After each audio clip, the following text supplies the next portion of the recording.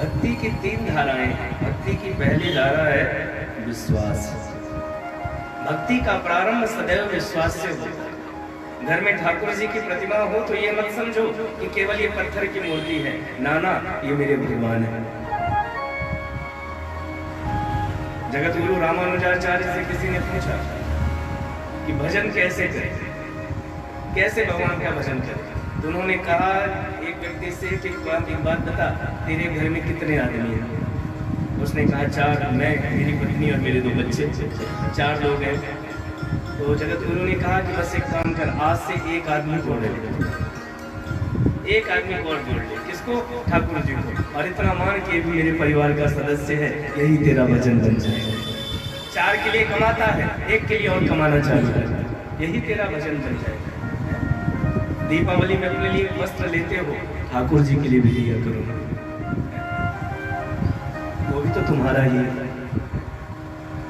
हर उत्सव में हम अपने लिए वस्त्र खरीद सकते हैं, तो क्या अपने भगवान के लिए वस्त्र नहीं खरीद सकते? दुर्भाग्य है वो व्यक्ति जिसके घर में ठाकुर जी का नित्य स्नान नहीं होता, और स्नान के बाद उस जल को पी कर तो देखो। शास्त्र कहता है अकाल मृत्यु हरणम सर्व व्याधि विनाशनम विष्णु पादोदकम पित्वा पुनर्जन्म न विद्यते। अकाल मृत्यु हरणम, नित्य भगवान का चरणोदक लियो, अकाल मृत्यु नहीं होगी।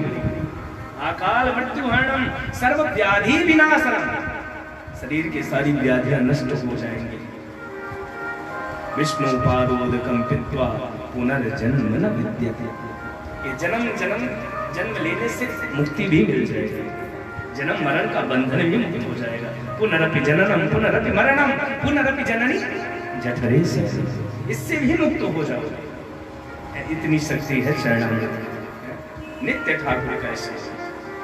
कई घर तो इतने, कई लोग महापुरुष होते हैं कि बस ठाकुर जी साल में 2 ही बार नहाते हैं, एक जन्माष्टमी और एक रामनवमी।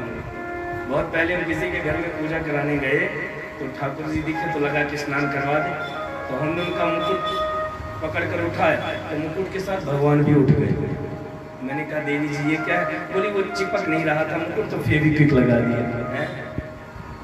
आग लगे तेरे फेविक्विक। नित्य ठाकुर जी का विश्वास हो, ये पत्थर नहीं है, ये पीतल नहीं है, ये मेरा परमात्मा है। भक्ति का प्रारंभ विश्वास से होता है, और मानस के बाल कांड में लिखा है भवानी शंकरौ वंदे श्रद्धा विश्वास रूपिणो। ये दूसरा ही श्लोक है मानस का, श्रद्धा विश्वास रूपिणो। विश्वास कोई और नहीं है, विश्वास मेरा महादेव है। शिव को विश्वास कहा गया है, और शिव जी से बड़ा वैष्णव कोई नहीं है भैया। भगवान शंकर से बड़ा वैष्णव कोई नहीं है। भागवत में लिखा है वैष्णवा नाम यथा शंभु। शिव से बड़ा वैष्णव कोई है? शिव जी राम के परम भक्त हैं, और राम जी शिव के परम भक्त हैं। राम जी स्वयं कहते हैं कि जो शिव को न माने और मेरी भक्ति करे, उसकी भक्ति कभी सार्थक होने वाली नहीं है। मानस में लिखा है जेहि पर कृपा न करहि पुरारी, सो नर पाव न भगति हमारी। शिव द्रोही मम दास कहावा, सो नर सपने मोहि न भावा। राम जी का दरवाजा तो शिव के दरवाजे से खुलता है। राम को पाना हो पहले शिव को मिला, कृष्ण को पाना हो पहले महादेव को। देव बहुत हैं लेकिन महादेव तो केवल एक ही।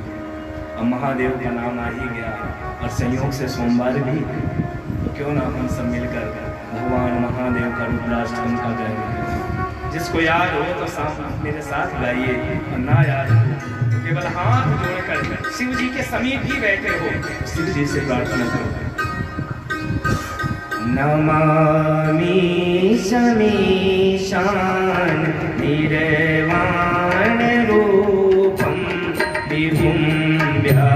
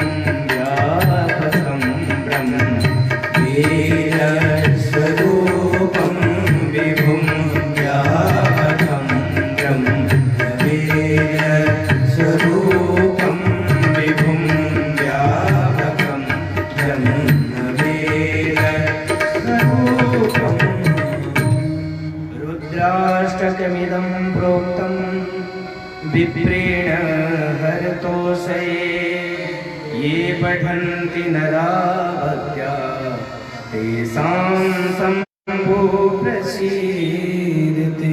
न जानामि योगं जपं नैव पूजा।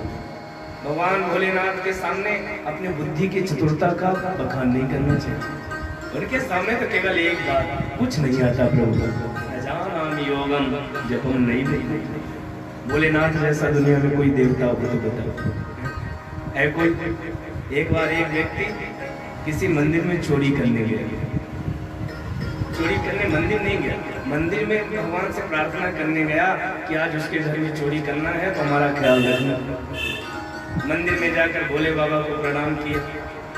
अब भोले बाबा को प्रणाम करने के बाद घंटी बजाने के लिए ऊपर हाथ किया तो ऊपर लगी थी सोने की घंटी। अब तो इसका माथा चकराया कि बाबा ने तो अजीब व्यवस्था कर दी, अब दुनिया में काहे बात कर। अब लेकिन मंदिर में घंटी तो लगी थी सोने की, लेकिन निकाले कैसे? मंदिर में सीढ़ी तो मिली नहीं। वो ढूंढा, जब कुछ नहीं मिला तो भोले बाबा के ऊपर ही चढ़ गए और शिव जी के ऊपर चढ़कर घंटी निकाली और जैसे चलने लगा तो बाबा जी प्रकट हो गए, इसका हाथ पकड़ लिया। अब तो डर के मारे कांपने लगे, क्या बताओ भगवान के घर चोरी किए और पकड़े गए। भगवान ने कहा बेटा डर मत, मेरी बात सुन, मेरी बात सुन, तो डर मत। अब वो डर के मारे बोला क्या सुनूं? भोले बाबा ने कहा देख भैया, आज तक लोगों ने मेरे ऊपर चावल चढ़ाया, दूध चढ़ाया, पानी चढ़ाया, पंचामृत चढ़ाया, लेकिन खुद कोई नहीं चढ़ा, वो तो खुद चढ़ गया। अब बता तुझे क्या करें? इसलिए उनका एक नाम भोलेनाथ भी है। यस्यांति च विभाति भूधर सुता देवापगा मस्तके भाले वाले विधुर गले च जरलं यस्योरसी सोऽयं भूति विभूषणः सुरवरः सर्वाधिपः सर्वदा सर्वः सर्वगतः शिवः शशिनिभः श्रीशंकरः पातु माम्। हर हर महादेव। कौन है भोलेनाथ जैसा? हम चर्चा कर रहे थे कि भक्ति की पहली धारा है विश्वास। अच्छा, एक बात और आपसे कहें, यदि आपके घर में नारायण की प्रतिमा हो, विष्णु भगवान हो या लड्डू गोपाल हो, तो नारायण को क्या प्रिय है? तो लिखा है अलंकार प्रियो विष्णु। भगवान विष्णु को अलंकार प्रिय। लड्डू गोपाल यदि घर में हो तो बढ़िया से बढ़िया श्रृंगार करो, उनको श्रृंगार बहुत प्रिय। और ब्रजवासियों को भी देखो श्रृंगार कितना प्रिय। 80 साल का ब्रजवासी आज भी आंखों में काजल लगाए, क्योंकि ठाकुर जी की नगरी का है ना, उनको श्रृंगार बहुत प्रिय है। अलंकार प्रियो विष्णु, भगवान नारायण को श्रृंगार प्रिय है। और भोले बाबा को तो केवल जलधार प्रिय है, केवल जलधार। कुछ हो तो ठीक, और ना हो एक लोटा जल बाबा जी को चढ़ा दो, बस इसी से बाबा जी को संतोष। और एक बात और कहें, बेलपत्र कभी बासी नहीं होता। यदि नित्य बेलपत्र चढ़ाते हो और किसी दिन संयोग से बेलपत्र ना मिले तो बेलपत्र को धो के पुनः चढ़ाया जा सकता है, ऐसा शिव पुराण प्रमाणित करता है। लोग कहते हैं भोलेनाथ को तुलसी नहीं चढ़ती, शिव पुराण खोल कर देखो, सृष्टि खंड में जहाँ वर्णन आया है वहाँ तुलसी दल भी भोलेनाथ को चढ़ा सकते हो। कोई प्रमाण मांगे, शिव पुराण खोल के बता दो।